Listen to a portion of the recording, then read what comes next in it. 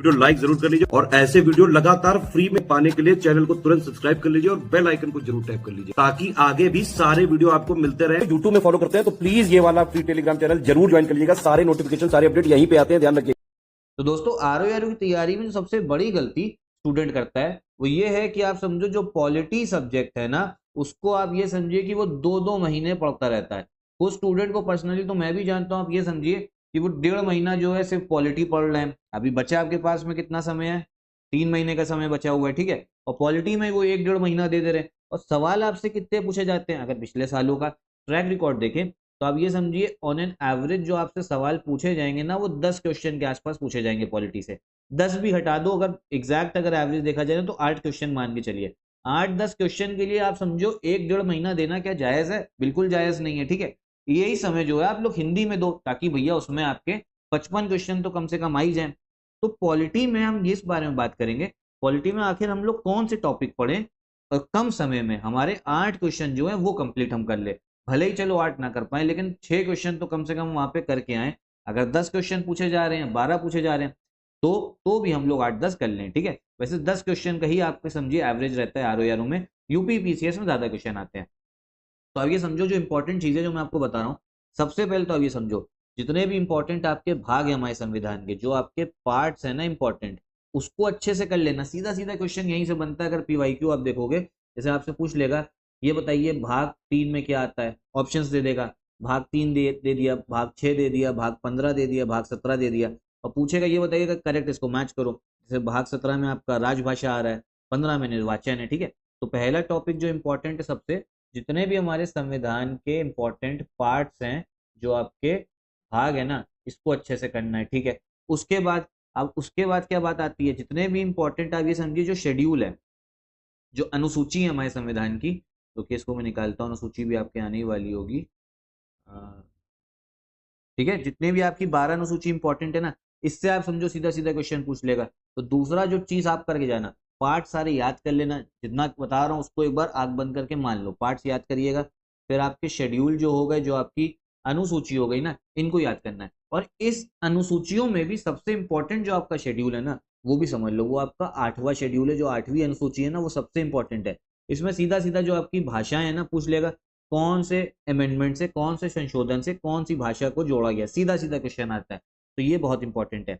तो पहली चीज हो गई आपके पार्ट्स, फिर हो गए आपके शेड्यूल, ठीक है, जो अनुसूची होती है आपकी। उसके बाद में अगर हम बात करें तो देखो यहाँ पे आपको टॉपिक दिखेगा मूल अधिकार, फंडामेंटल राइट्स, ठीक है।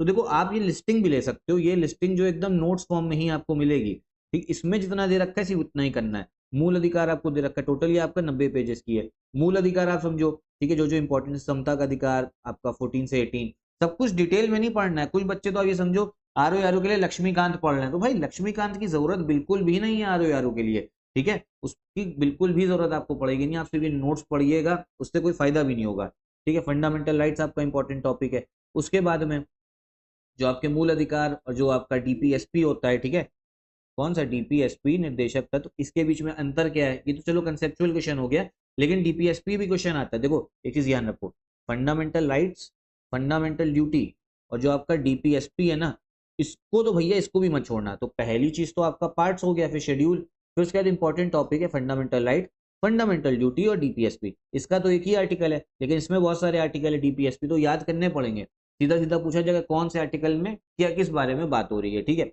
और फंडामेंटल राइट्स के भी आर्टिकल जो मौलिक अधिकार है वो आपको याद करने हैं। देखो इसमें लिस्टिंग में भी आप समझिए कि यहाँ पर आपको आर्टिकल्स देखो जितने दे रखे हैं, देखो ये मूल अधिकार के आर्टिकल्स हैं।